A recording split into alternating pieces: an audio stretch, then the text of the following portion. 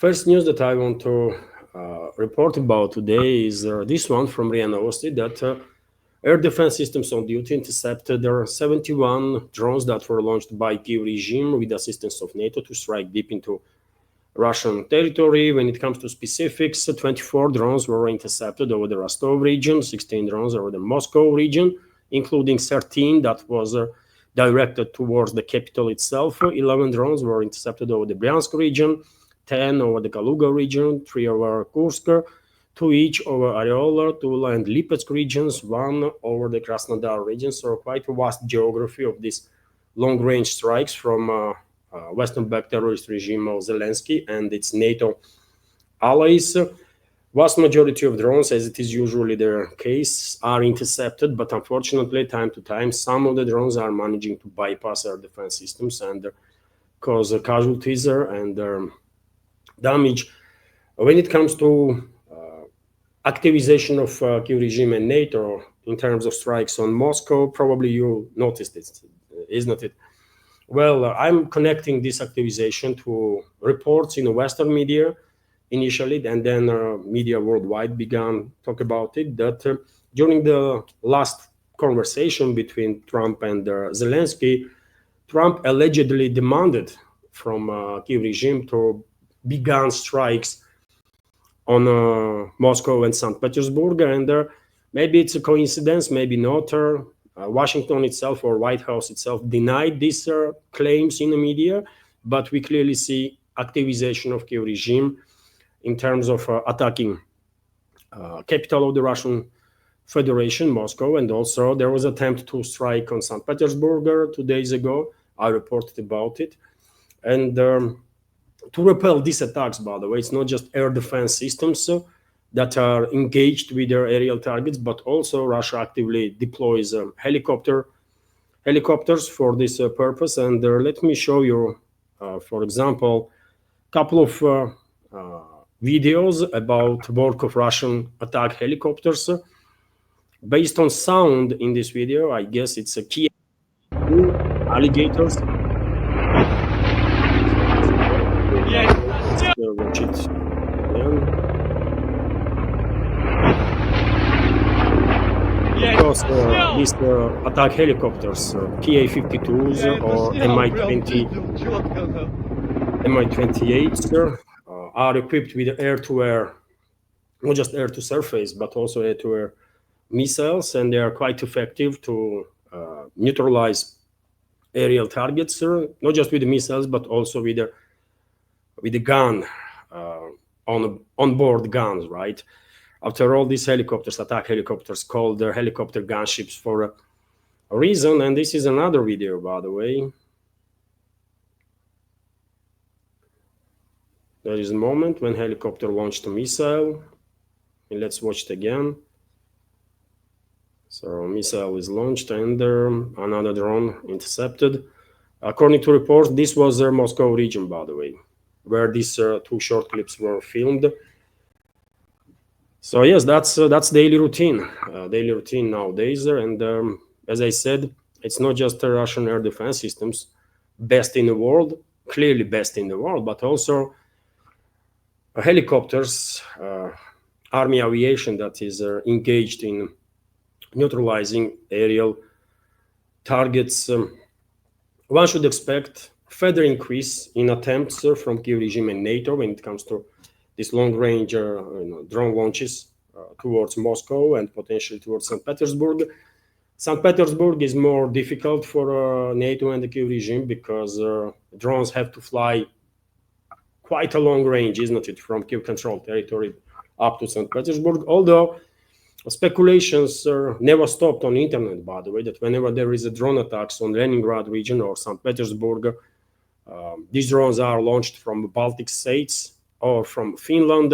Russian Defense Ministry never confirmed this information, so it's only speculations. And theoretically speaking, it is a possibility, of course, but as long as the Defense Ministry of the Russian Federation is not confirming this, such reports, then I would not say that these NATO member states are engaged this directly in attacks on St. Petersburg. Also, dear friends, it's not just a Kiev regime, obviously, but Russian armed forces conducting on daily basis long-range precise strikes on the military and logistical infrastructure of the Kiev regime, including on facilities where these drones are reassembled.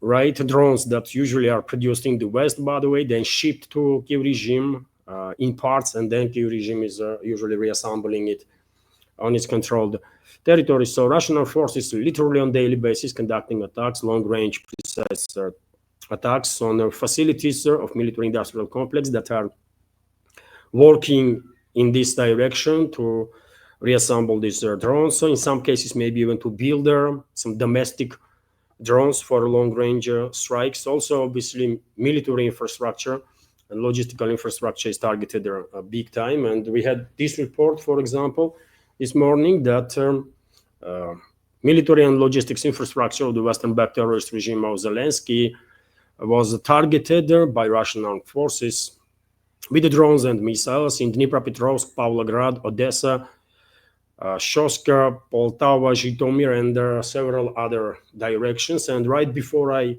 launched this stream, there was reports about more explosions in the Dnipropetrovsk region in Pavlograd. So during the day, probably we will receive some more information about this. And on your screen, dear friends, you can see a map of directions of Russian drones, main directions of the Russian drones, excuse me, during the last night's strikes.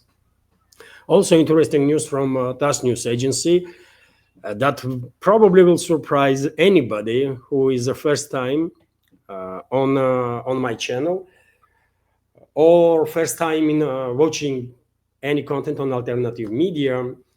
Because if person only had information from Western MSM, by the way, Western propaganda, then information that Russian armed forces this week alone liberated 10 settlements are going to become as a big surprise, because vast majority of societies in the West that are under heavy influence of propaganda are quite sure that there is a stalemate. There is nothing.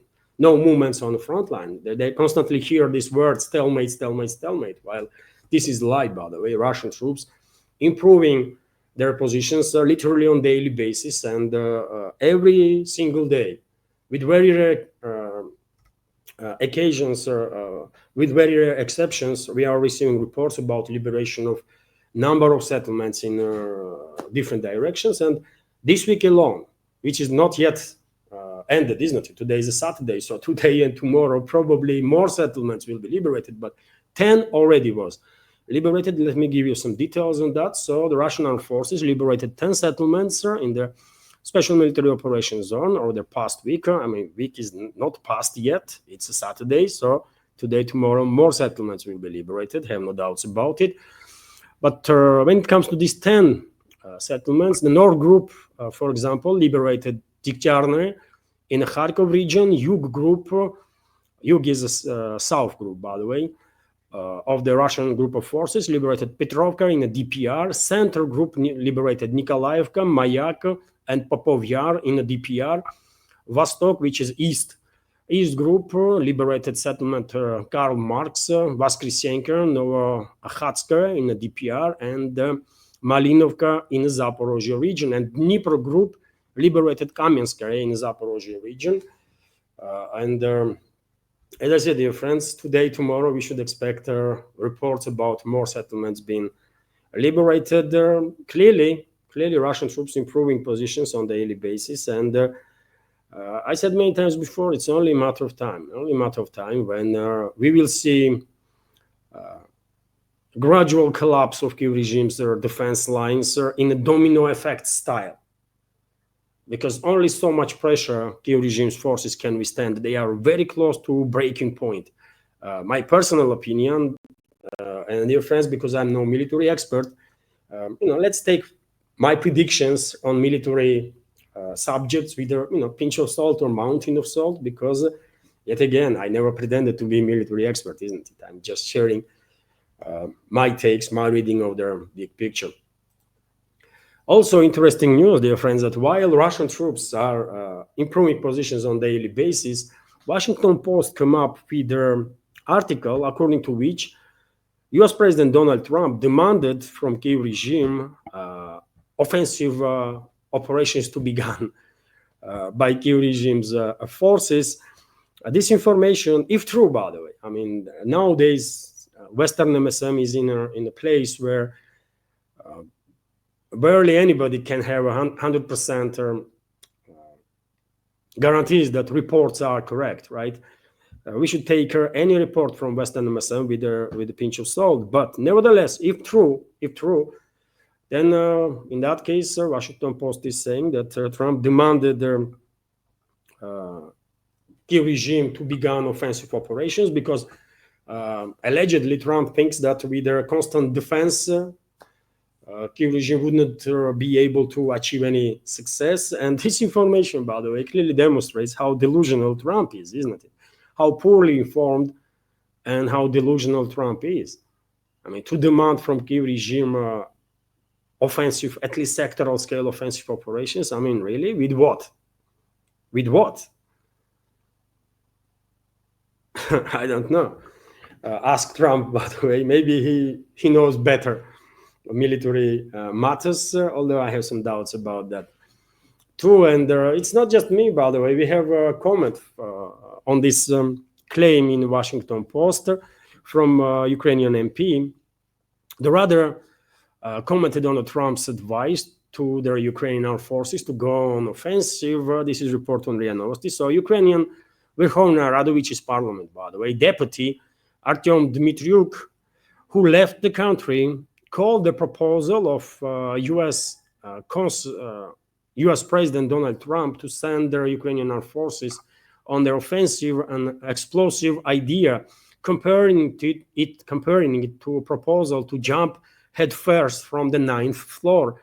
The Washington Post, citing sources among Ukrainian and European officials, reported earlier on Friday that US President Donald Trump told Vladimir Zelensky in early July, I guess during the phone conversation that they had on 4th of July, I believe, that Ukraine needed to go on offensive because it would not change the course of the conflict by being defensive. Unbelievable, man. And we have a quote from this Ukrainian MP. Most likely, we will hear from the White House in the near future rejection of these claims. The version is too explosive. Their advice, of course, is friendly and powerful, from the category, brother, if you want to win, jump from the 9th floor head first. Maybe you'll get lucky. Dmitriuk wrote on his Telegram channel, and you get the point, isn't it? Kiev regime is in no position to begin any large-scale offensive operations. Even on a sectoral level, right? Kiev regime is in no position to do this.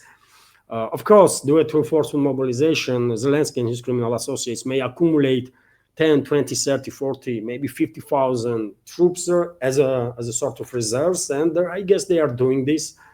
And they most likely are accumulating whatever weapons they might get from the West. But there is very little chances that Kiev regime will use these potentially last strategical reserves that they have to launch any more or less large-scale offensive operations, even if Donald Trump wants them to do it. Although, in other hand, by the way, who knows? Who knows if Trump will demand Kiev regime to go on offensive, then in that case, we might actually see yet another suicidal offensive operation from Kiev regime's forces, maybe on the current line of contact, or maybe Kiev regime will try to cross the border again and conduct some incursion into one of the Russian regions in Kursk direction, Belgorod, or maybe even Bryansk region, by the way. Theoretically speaking, it is a possibility, but in realistic terms, I don't think so. Kiev regime is in no position to launch large-scale offensive operation and have a realistic hope to achieve any success. right? That will be just yet another suicidal operation, and that's about it, right? But nevertheless, Kyiv regime is being emboldened lately, by the way, by not just Donald Trump and his statements and his administration, but also by European regimes, globalist controlled regimes, UK, France, Germany, Italy, and others. And we have this report, for example, that Macron make yet another bold statements against Russia after conversation with Zelensky. Let's go for some details in this news. So French leader Emmanuel Macron announced on the social network X that the pressure on Moscow is increasing. We have, quote, I just had a conversation with Vladimir Zelensky together with other Western leaders. Maybe this was a group call, sort of. Keir Starmer, German Merz, Chancellor Merz, and maybe Italy's Meloni was also participating. Some others, I don't know. So there was a phone conversation, and Macron is saying that we are increasing pressure on Russia to achieve an unconditional ceasefire. And when they say unconditional ceasefire, they mean unconditional surrender of Russia. I guess they really believe, still, by the way, until now, they really believe that they can force Russia to submission. They can achieve a strategical defeat of Russia. That's how delusional they are, right? Globalists and their puppets in the governments of collective West countries. And therefore, we should not be surprised to hear these crazy statements from the West. Macron stressed that Paris will continue to support the Ukrainian side and welcome the adoption of a new package of anti-Russian sanctions in this regard. Okay, by the way. Okay. I don't know how long it will take before Western so-called elites will realize actually that they have lost this proxy war against Russia, but I mean, that day is coming, right? That day will come, for sure. Vzglyad newspaper is also reporting that Trump forced Germany to give Ukraine its air defense systems. Interesting, US President Donald Trump insists that European countries, including Germany, supply air defense systems from their arsenal to Ukraine. Bild reported. Bild is a German media outlet, isn't it? As reported by Bild, citing sources in German government, Trump refused to transfer air defense systems from US stockpiles to Ukraine.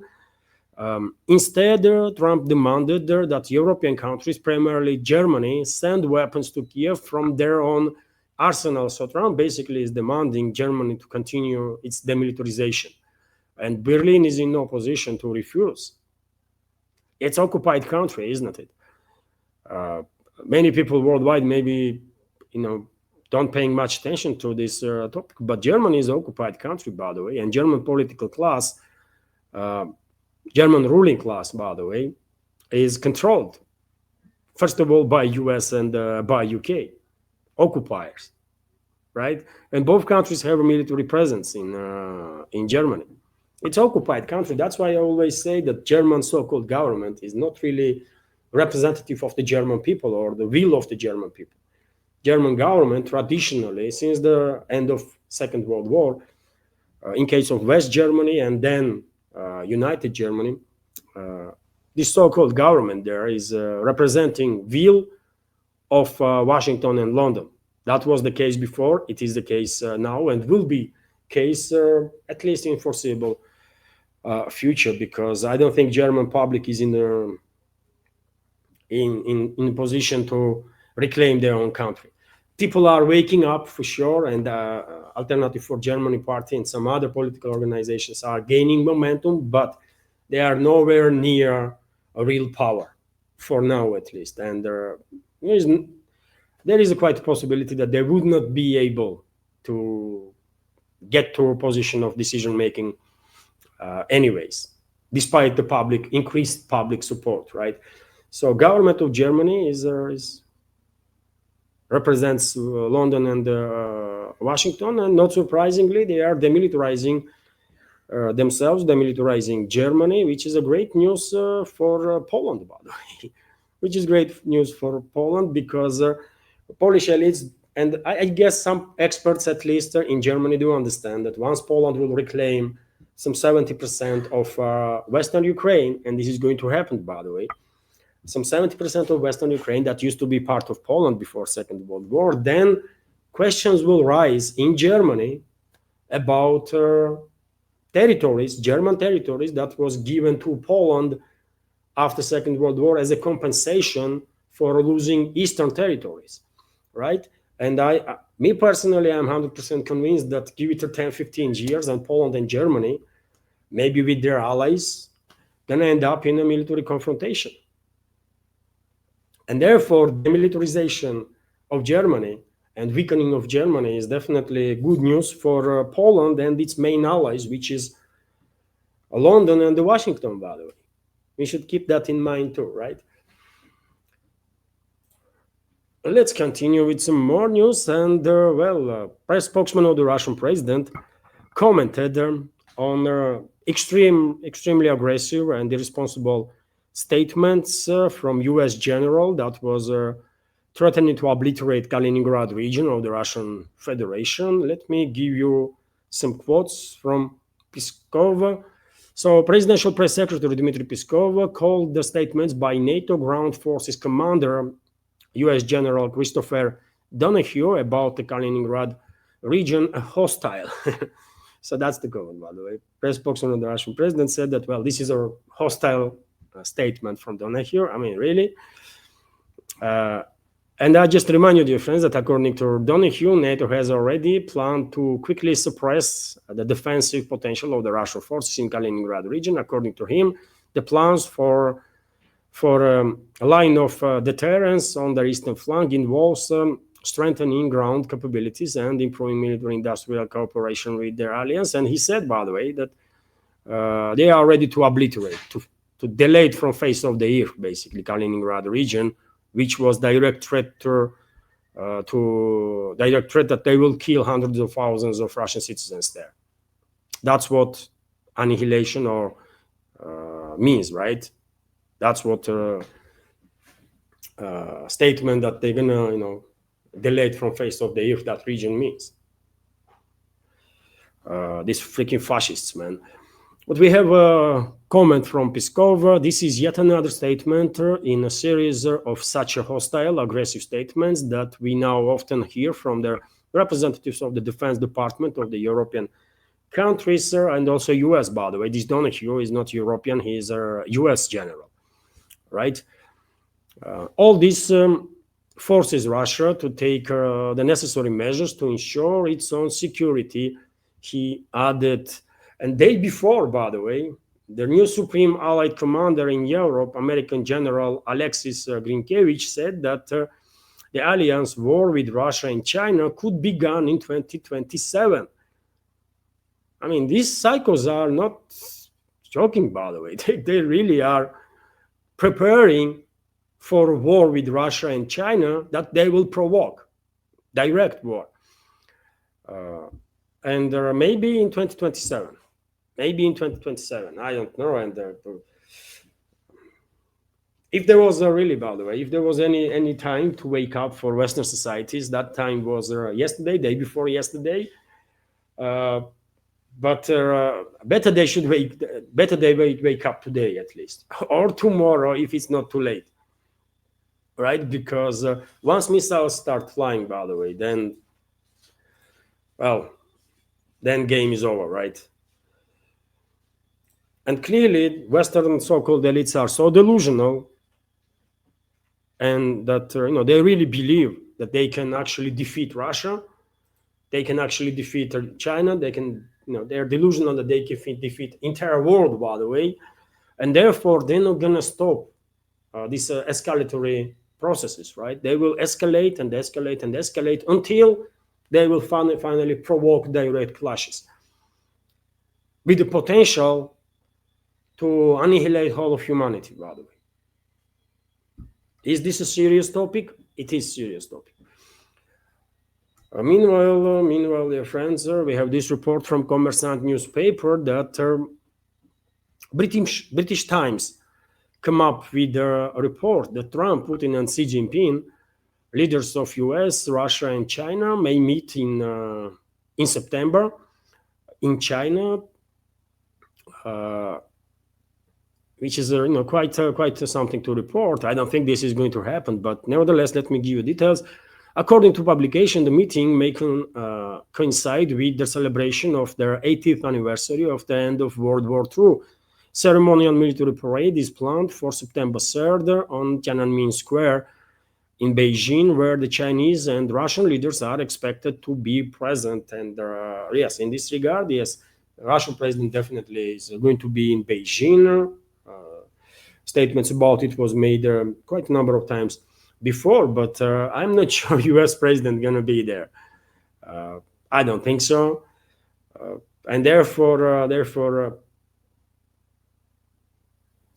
I don't think it is even technically possible to arrange this trilateral meeting between our three leaders. And even if not that, okay, Russian president and Chinese leader, they have a lot to talk about, right? Russia and China are strategic partners, leading members of the many international organizations, and they have a lot to talk about, right? But if Trump joins them, then can you imagine how awkward that's gonna be? I mean, what Putin and Xi Jinping gonna talk to Trump? I mean, what they gonna discuss? Weather patterns on Mercury, or what? Is there any point to talk to Trump about anything really? No. So therefore, I don't think this meeting will take place. It just makes no sense whatsoever. And press spokesman of the Russian president was asked about it, and let me give you a response on that. Kremlin is unaware of any plans for Russian President Vladimir Putin, his US counterpart Donald Trump, and Chinese leader Xi Jinping to meet in China on the sidelines of the festives marking 80th anniversary of the victory in the war of resistance against the Japanese aggression. Russian presidential spokesman Dmitry Peskov said, "We do not know anything about such a possibility," Peskov said, commenting to TASS on reports in the Times. And I believe, by the way, that Peskov has no idea what Times is talking about, because yet again, such a meeting makes no sense. I mean, Xi Jinping and Putin can talk about many things, right? In bilateral relationships and about future of the organizations that both countries are members, BRICS, Shanghai Cooperation Organization, and others. Two leaders can discuss developments in this world, in different parts of this world. But if Trump would join them, then I don't think they'd be able to seriously discuss anything at all, because you cannot talk to Trump, by the way. It's a waste of time, right? It's just a waste of time. And I don't think Russian president and Xi Jinping should waste time, right? Maybe Trump wants to join them or something like that, but who the hell is Trump, man? This Epstein client and Epstein's wingman, according to Epstein's girlfriend, by the way, former girlfriend.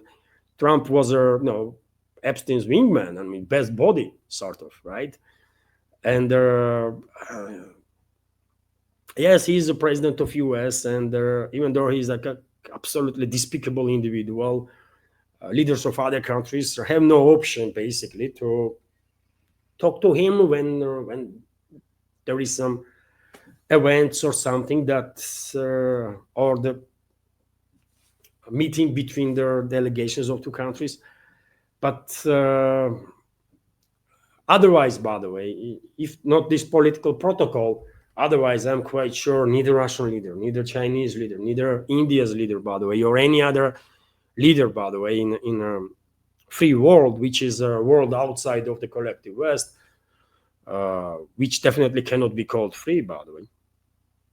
I don't think any leader outside of the collective West would want to shake hand with Trump or talk to him about anything. Man. This dirty element, dirty creature that Trump is, should be ignored, isolated, and put in jail for life, man, for all the crimes that he committed. Nevertheless, let's continue. And Kommersant newspaper is reporting that award-winning journalist Seymour Hersh claims that Ukraine will have a new president in the coming month, in coming several months, by the way. Quite interesting report here. So journalist Seymour Hersh, citing sources in Washington, reported that Ukraine's ambassador to the UK and the former commander-in-chief of the Ukrainian army, Valery Zaluzhny, could become the next president of Ukraine. According to him, according to Seymour Hersh, he could replace Vladimir Zelensky on the post in a few months. As Seymour Hersh added in a publication on a Substack platform, Vladimir Zelensky will leave his post if US President Donald Trump makes such a decision. One of the journalists' interlocutors also said that Zelensky could be removed from the office by force. So this is interesting. Seymour Hersh was, so many times, by the way, corrector in his reports, right? He is a award-winning, well-respected journalist from US, and I think he has good enough sources. He always does, by the way, right? Good enough sources to make such a claim, and me personally, not surprised to hear any of it. Majority of our community probably are also not surprised how many times I did spoke about Zaluzhny possibility or scenario that Zaluzhny would replace Zelensky. I spoke about even yesterday. I mentioned this, isn't it? So I talk about it on a regular basis. So none of us will be surprised if this will happen. But nevertheless, Seymour Hersh has sources. My judgment is based on open sources, and Seymour Hersh has sources in U.S. intelligence community, in U.S. Political elites, right? So he knows more, objectively speaking, right? And so, yes, maybe, by the way, soon we will see coup d'etat in Ukraine, and Zaluzhny most likely will replace Zelensky, and then they will conduct some sort of quasi-elections, and Zaluzhny will legitimize his presidency like that.